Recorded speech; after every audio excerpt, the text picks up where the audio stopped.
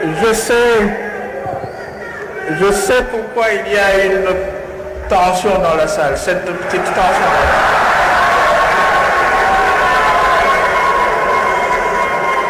Vous voulez savoir pourquoi? C'est précisément parce qu'il y a dans cette salle ceux qui pensent qu'aujourd'hui, coûte que coûte, impérativement,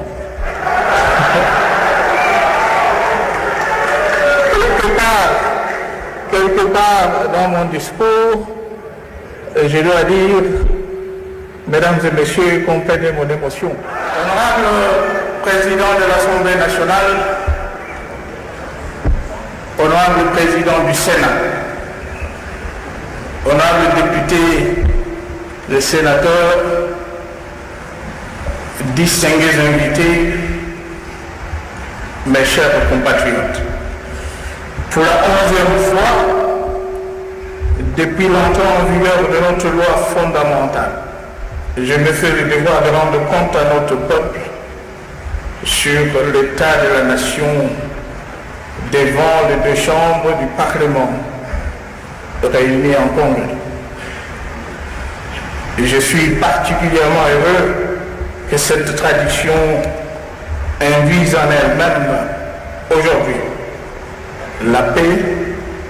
la stabilité politique et économique qui règne sur le territoire national, fruit du dur labeur et des énormes sacrifices consentis,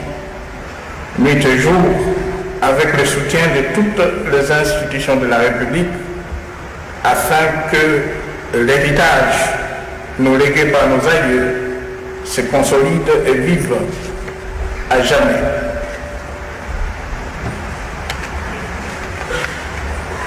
Sur le ruine hérité de la Deuxième République, des agressions et des rébellions successives qui, depuis 1998, avaient dangereusement menacé l'intégrité territoriale de notre grand et beau pays, désarticuler ses structures politiques et socio-économiques et plonger notre peuple dans une misère indescriptible. Nous avons réussi, par la conjugaison des efforts de tous, à faire émerger un État moderne, uni, démocratique et en pleine croissance économique. Qui aurait cru que la République démocratique du Congo, qui était devenue la risée du monde, dont on ne parlait plus qu'au passé, parce que quasi inexistante dans le concert des nations, et qui était vouée en tant qu'État à une disparition programmée et certaine, pouvait, grâce aux efforts conjugués ensemble, rebondir sur la scène internationale au point d'être aujourd'hui, au plan géostratégique et économique, le centre de toutes les convoitises, des intrigues diplomatiques, voire même de complots sordides. Je voudrais saluer ici la ténacité et la détermination avec lesquelles vous avez choisi de m'accompagner pendant toute cette période particulièrement difficile de l'histoire de notre pays, où en dépit d'une adversité tout aussi soutenue, nous avons œuvré et continuons à œuvrer ensemble pour réaffirmer haut et fort notre indépendance, notre souveraineté et notre vouloir vivre collectif. Dire non à la balkanisation de notre pays et à l'ingérence sous toutes ses formes. En dépit de nos différences d'opinion politique et de notre diversité ethnique, dont déjouant les calculs de nos adversaires, nous avons plutôt fait un ferment sans pareil de l'unité nationale. Ensemble, nous avons réunifié notre pays, hier divisé, mis en place les institutions transitoires inclusives, permis à doter notre pays par référendum d'une constitution et instaurer la démocratie en organisant en 2006 les premières élections pluralistes véritablement libres, démocratiques et transparentes de notre histoire. Avec le même élan et la même détermination, j'ai également consacré avec votre concours actif l'essentiel de mon énergie, 12 ans durant, à installer tous les dispositifs institutionnels posés par notre Constitution et à en assurer le fonctionnement régulier et harmonieux au niveau tant national, provincial que local, sans omettre les institutions d'appui à la démocratie. Dans cette perspective, la réforme de l'État engagée depuis 2015 nous a permis de donner une âme à la décentralisation territoriale à travers l'installation de 15 nouvelles provinces qui sera très bientôt complétée par la mise en place de la Caisse nationale de péréquation. Parallèlement, la justice de notre pays a connu quant à elle un coup de fouet à travers l'éclatement de l'ordre juridictionnel existant en deux ordres de juridiction, judiciaire et administratif, coiffés respectivement par la Cour de cassation, le Conseil d'État, en plus de la Cour constitutionnelle. Quant à notre administration publique, elle est soumise à une cure d'amaigrissement, de rajeunissement et de modernisation à travers le contrôle des effectifs et de la masse salariale, ainsi que la mise à la retraite honorable de ceux ayant rendu de loyaux services à la nation. Il en est de même de l'organisation de concours d'admission sous statut et de la formation de jeunes recrues par notre École nationale d'administration, fruit de la réforme engagée depuis une dizaine d'années qui doit conduire notre appareil administratif à l'éclatement entre la fonction publique nationale et provinciale. D'autres réformes institutionnelles importantes doivent encore être engagées dans tous les secteurs de la vie nationale afin d'assurer et d'améliorer davantage la gouvernance politique et administrative du pays. Mes chers compatriotes, fort de cette renaissance de l'État, je me suis employé à créer des conditions favorables au décollage d'un Congo économiquement fort et prospère, où la lutte contre les inégalités et la pauvreté constitue désormais la principale mission assignée au gouvernement. Là aussi, le pari paraissait impossible, car au plan économique, nous avions hérité également d'une situation catastrophique. Au cours de la décennie 90, nous étions en effet plongés dans un véritable gouffre, en raison d'un marasme économique caractérisé par une dépréciation monétaire de plus de 90%, un taux d'inflation à 4 chiffres, qui à un moment a dépassé le seuil de 3000%. Le déficit chronique du compte général du Trésor et la chute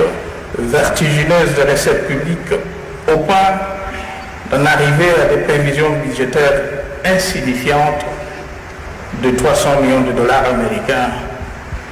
en 2001, c'est-à-dire au moment même où tout était à reconstruire en priorité et en urgence. Fort heureusement, après avoir pacifié et réunifié le pays, j'avais proposé à notre peuple un programme économique indicatif, un programme financier intérimaire sans soutien extérieur, avec pour objectif la stabilisation du cadre macroéconomique, ce qui a permis de casser l'hyperinflation et d'assurer la stabilité du taux de change, de réduire les déficits du compte courant extérieur, de résorber les arriérés de la dette extérieure et d'amorcer les réformes de la première génération. Assorti d'un plan de reconstruction axé sur les 5 chantiers prioritaires à impact direct sur la relance de notre économie et le social de nos compatriotes, ce programme avait pour ambition de mobiliser les Congolais autour de la nécessité de nous remettre au travail en vue de recréer la richesse nationale et d'assurer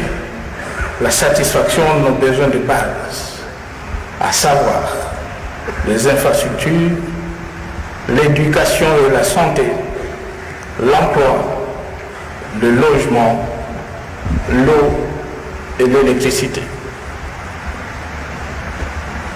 Mes chers compatriotes, grâce aux efforts de tous, nous avons conjuré le sort de nombreuses nuits passées sur certaines routes d'intérêt national, en restaurant l'autorité de l'État, en réunifiant notre territoire à travers un programme de réhabilitation d'un réseau routier minimal de près de 23 000 km, devant régler l'ensemble des chefs-lieux de province, assorti de la modernisation de la voirie de ce dernier. L'exécution de ce programme se poursuit à ce jour et a atteint 27 000 km de réseau routier praticable, dont 24 480 en terre et 3 400 revêtus, au moyen de matériel et des équipements acquis, dont nous avons doté l'ensemble de brigades provinciales de l'Office de route, avec l'accompagnement de certains partenaires bilatéraux et multilatéraux. À cela s'ajoute l'amélioration de la navigation sur le fleuve Congo à la faveur des unités flottantes construites ou réhabilitées, la relance du trafic ferroviaire grâce à l'acquisition de plusieurs locomotives et voitures pour la Société nationale des chemins de fer et de la Société commerciale de transport et de port, la relance de la Compagnie nationale aérienne, la restauration du parc automobile de transport en commun, public et privé, la construction ainsi que la réhabilitation de nombreux hôpitaux, centres de santé, écoles, le tout selon la vision de la révolution de la modernité. Aussi, en vue de réduire notre déficit criant en matière énergétique et améliorer le taux de desserte en énergie électrique, de nombreux chantiers ont été ouverts à travers le pays, allant de la réhabilitation de turbines de la centrale d'Inga à l'implantation de microcentrales hydroélectriques ou solaires, en passant par la construction de barrages de Zongo,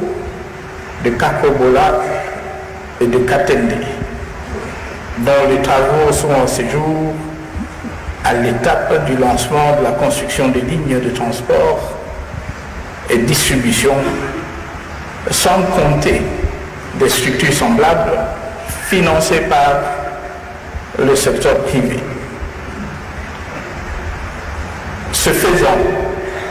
nous assumons également notre part des responsabilités dans la lutte contre les effets néfastes du réchauffement climatique,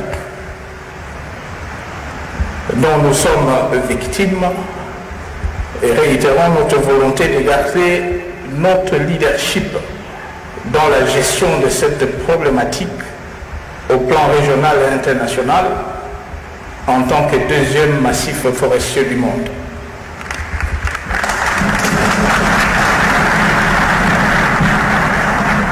Mes chers compatriotes, l'État ne pouvant pas avoir la prétention de régenter l'ensemble du processus de développement de notre pays, nous avons résolu par ailleurs d'engager des réformes structurelles volontaristes de notre secteur économique. Conséquence de l'option de la libéralisation de l'économie, levée depuis l'an 2002, afin d'offrir l'opportunité au secteur privé de participer à l'effort du redressement national. Ainsi, à la faveur de lois votées par les deux chambres du Parlement, des secteurs comme ceux de l'électricité, des hydrocarbures, de mines, de télécommunications et récemment celui des assurances ont été libéralisés.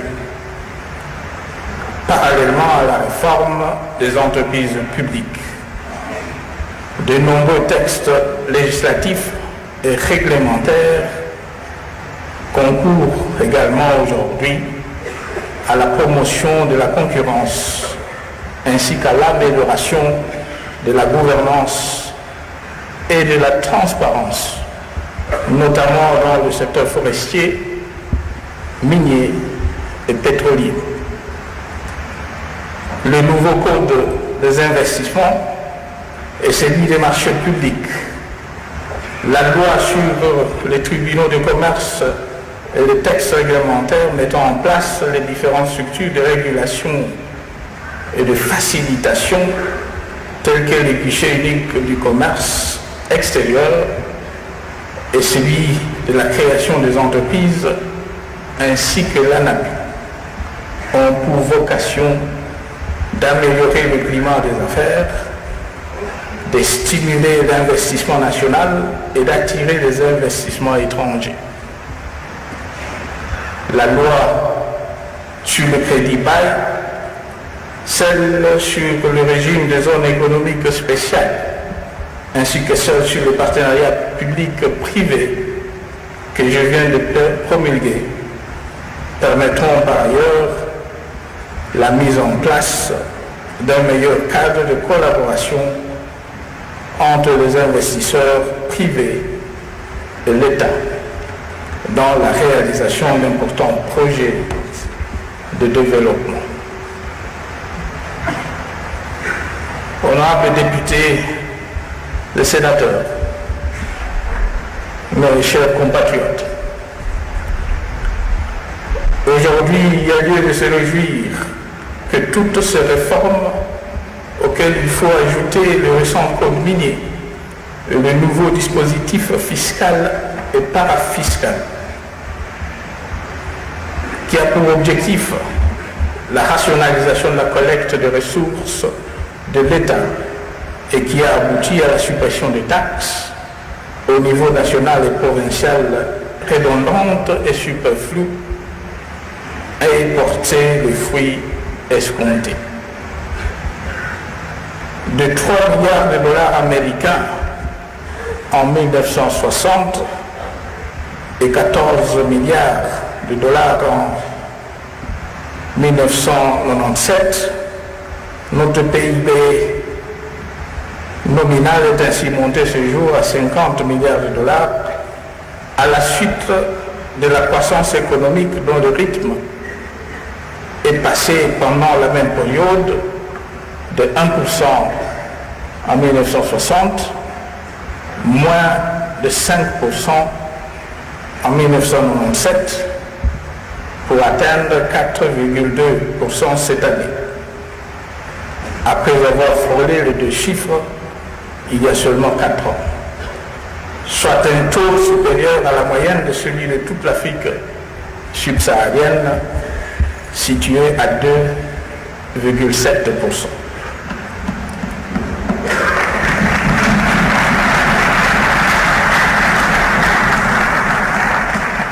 Quoique encore insuffisant, au regard des légitimes ambitions du Grand Congo, le budget de l'État en ressources propres, qui était de 25 millions de dollars en 1960 et 581 millions de dollars en 1997, est remonté aujourd'hui à plus de 4,6 millions de dollars américains. Alors que les réserves internationales sont-elles passées de 62 millions de dollars en 1960 à 62,8 millions de dollars en 1997, avant d'atteindre 1,150 milliard de dollars en 2018. Cette heureuse perspective est consolidée par le redressement du solde brut d'opinion favorable des chefs d'entreprise, passé à près de 18% en mars de cette année, contre moins de 14% en décembre de l'année passée. L'inflation annuelle a été contenue à un niveau raisonnable de moins de 10%, tandis que le déficit budgétaire a été totalement résorbé grâce au redressement des recettes de l'État et l'amélioration substantielle des réserves d'échange. Mes chers compatriotes, il reste évident que l'amélioration et la stabilité du cadre macroéconomique du pays a eu un impact positif, notamment sur les masses laborieuses. C'est ainsi qu'à titre indicatif, la rémunération la plus basse de fonctionnaires d'État est passée de 35 000 francs congolais en 2010 à 129 000 francs congolais en 2018. Et celui du rang le plus élevé de 61 000 francs congolais à 1 400 000 francs congolais.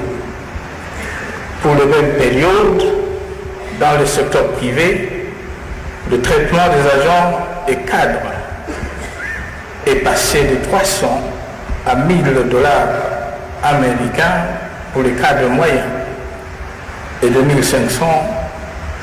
à 5 000 dollars pour les plus élevés.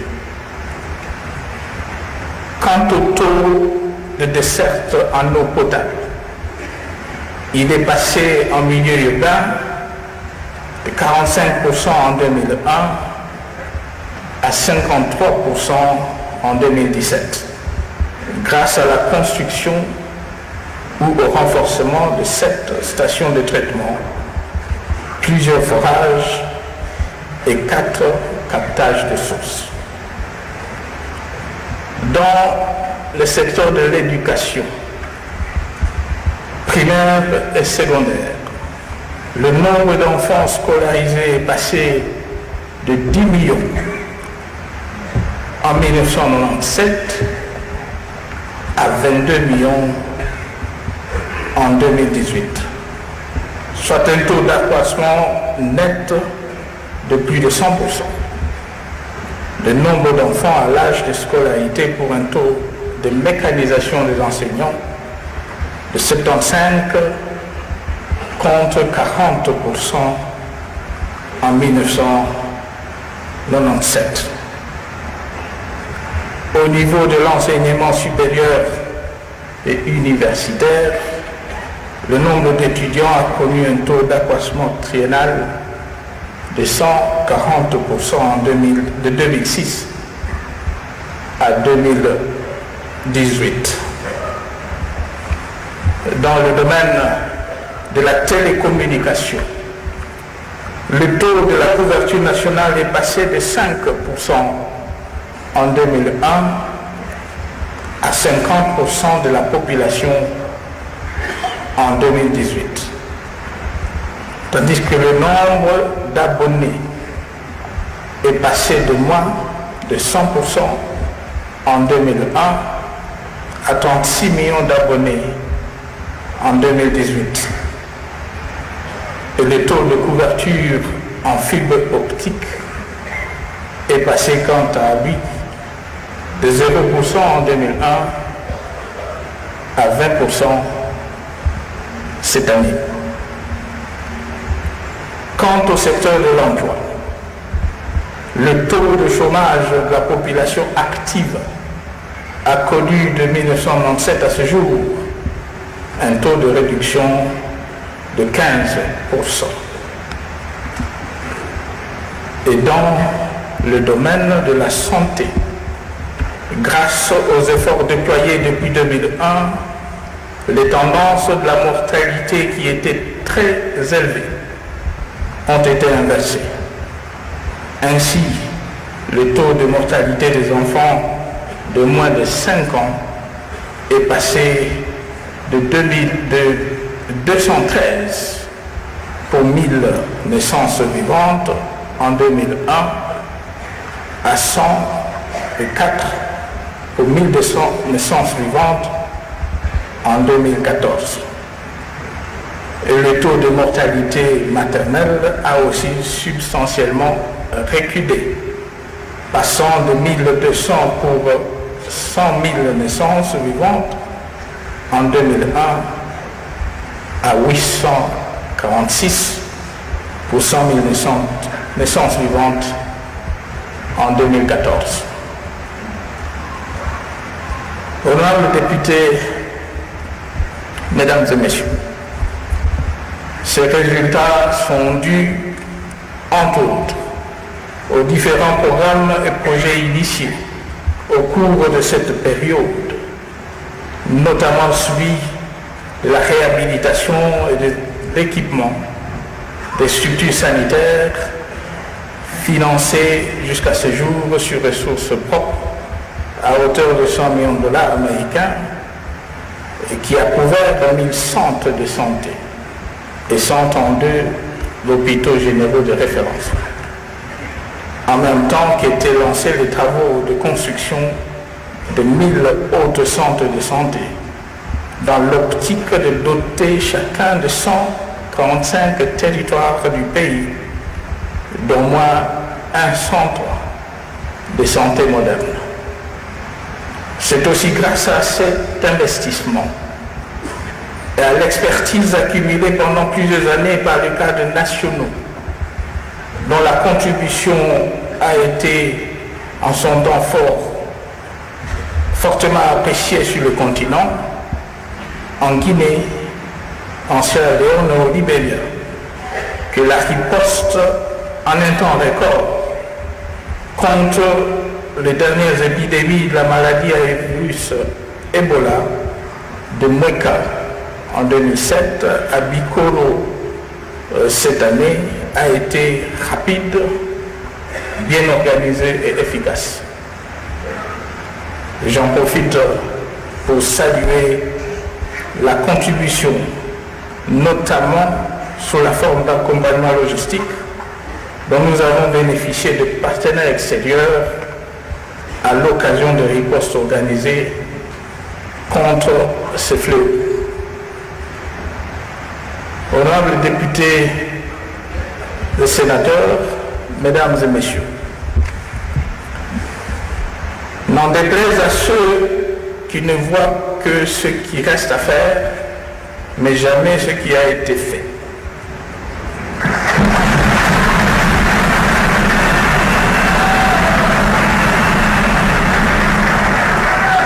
Tous ces résultats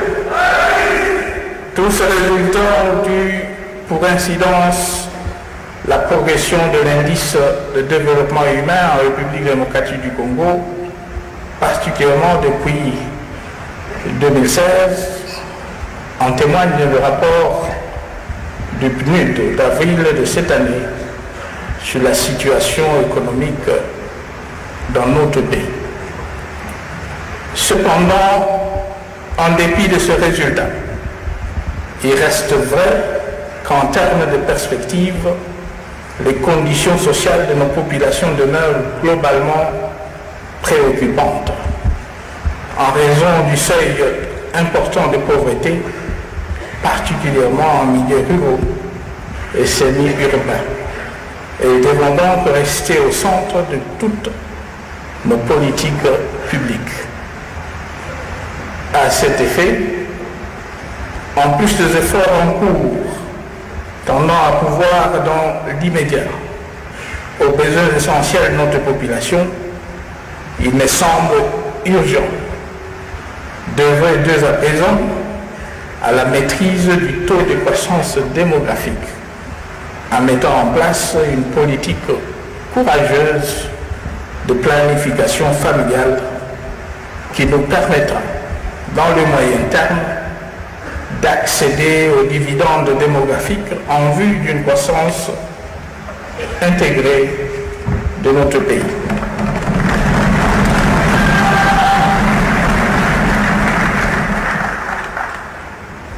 De même, les progrès incontestés dans le domaine de la scolarisation de nos enfants ne devaient pas occulter la nécessité de nouveaux investissements à faire en vue d'améliorer la qualité et l'efficacité de notre système éducatif. Il en est de même de la lutte contre le chômage des jeunes qui devait se poursuivre à travers la formation professionnelle de manière à stimuler l'esprit d'entrepreneuriat en nos enfants pour qu'à leur tour, avec les talents dont le bon Dieu les a dotés, ils participent à la création de la richesse nationale. Dans cette lutte, la loi sur la sous-traitance constitue avec le Fonds national de l'entrepreneuriat de jeunes qui va bientôt prendre corps un complément nécessaire aux efforts en cours de placement menés par l'Office national de l'emploi. Au plan économique, la pérennité de notre croissance sera tributaire des engagements additionnels en matière de diversification de notre économie, à travers principalement la relance de l'agriculture, spécialement dans les filières de produits d'exportation à forte dose de valeur ajoutée et le développement de l'industrie, y compris touristique. Elle sera également fonction de la poursuite de réformes structurantes, notamment au plan fiscal, dans le cadre de l'amélioration du climat des affaires et de l'environnement sécuritaire. Elle sera fonction, enfin, de notre ténacité dans la poursuite des différents chantiers ouverts dans le cadre de la modernisation des infrastructures portuaires, aéroportuaires et ferroviaires, ainsi que de plateformes logistiques aux postes frontières qui facilitent l'ouverture de notre pays à l'économie mondiale et son retour en force sur les différents marchés internationaux, notamment de matières premières et agricoles. C'est la satisfaction de cette triple exigence qui permettra à notre pays de se mettre définitivement à l'abri des soubresauts de cours de matières premières. Mes chers compatriotes, la sécurité et la défense de l'intégrité territoriale de notre pays, voilà justement un des sujets majeurs qui ont figuré en bonne place sur la grille de mon action au cours de ces 17 dernières années. Elle devra demeurer une des priorités du pays,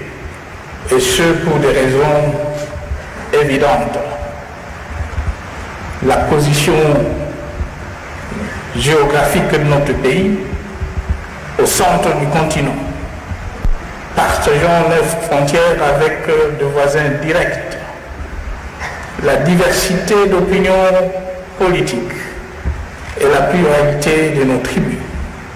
sont certes des atouts, mais aussi malheureusement des leviers sur lesquels les ennemis du Congo agissent régulièrement pour tenter de le déstabiliser, de le diviser et de se donner le moyen d'en exploiter les nombreuses ressources à ses dépens.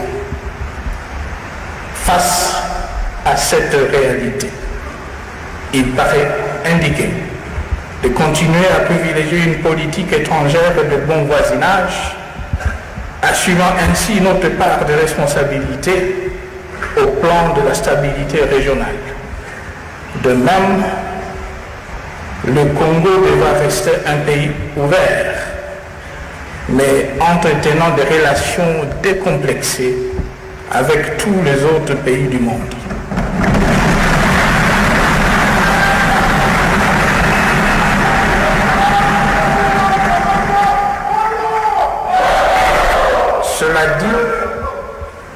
Cela dit, toute naïveté dans ce domaine est suicidaire.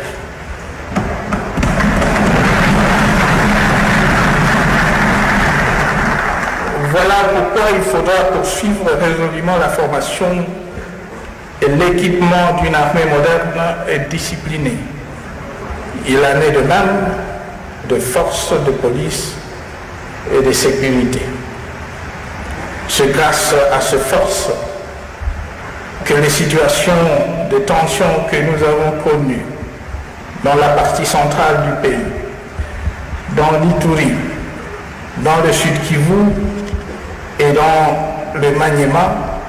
sont aujourd'hui maîtrisées et sous contrôle. C'est aussi par elles que se poursuit encore avec détermination et que se poursuivra la lutte contre le terrorisme dans le Nord Kivu, et ce jusqu'à l'éradication totale de ce fléau.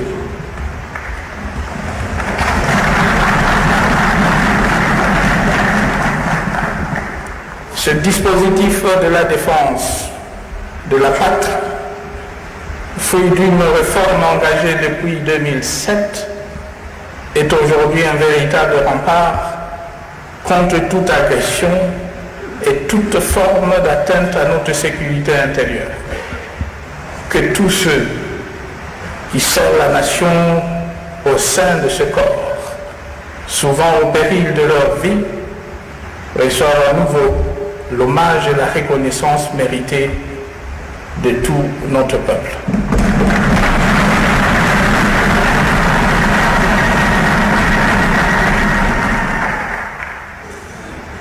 Il me semble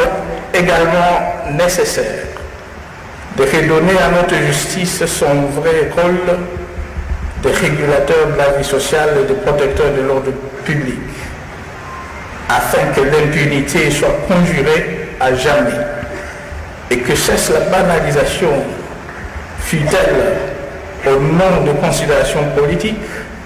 des valeurs essentielles de notre société protégée par la loi pénale. Il est temps que cesse, dans cette optique, toute indulgence, sinon tout laxisme,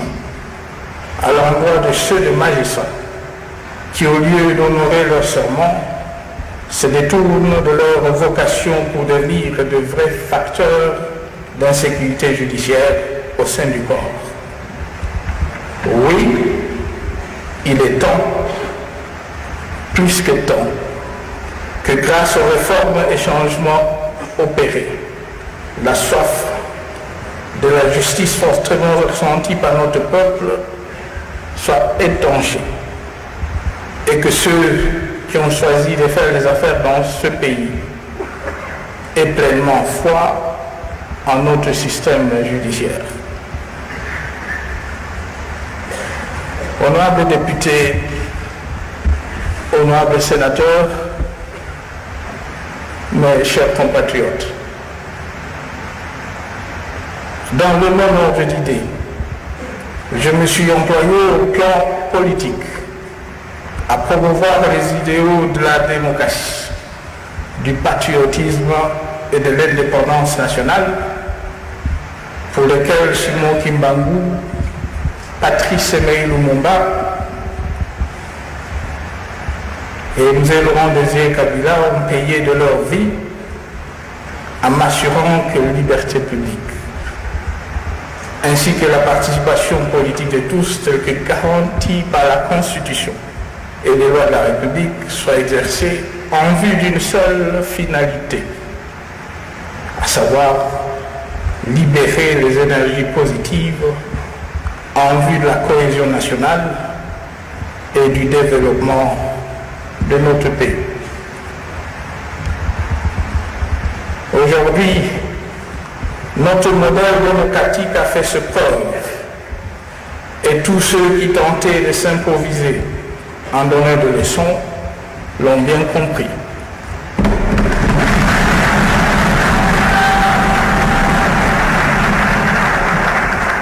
Le Congo, la République démocratique du Congo, n'ayant jamais donné de leçons à personne, il n'est pas disposé à en recevoir dans ce domaine.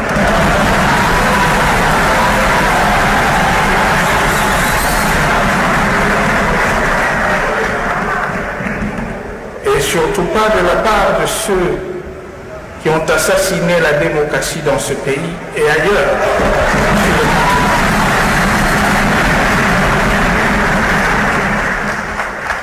Je me dois de rappeler à ce sujet que ce ne sont ni des accusations gratuites et infondées, ni des pressions ou menaces inconsidérées, et encore moins de sanctions arbitraires et injustes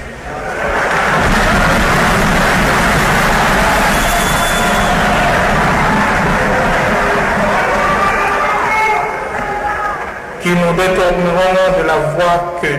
nous sommes pourtant tracés, nous-mêmes, volontairement et librement. Le cap des troisième consultations électorales fixées en décembre prochain reste donc maintenu. Il s'agit pour nous d'abord d'honorer le sens de notre lutte, ce pourquoi nous nous sommes tant sacrifiés avec tant d'autres compagnons.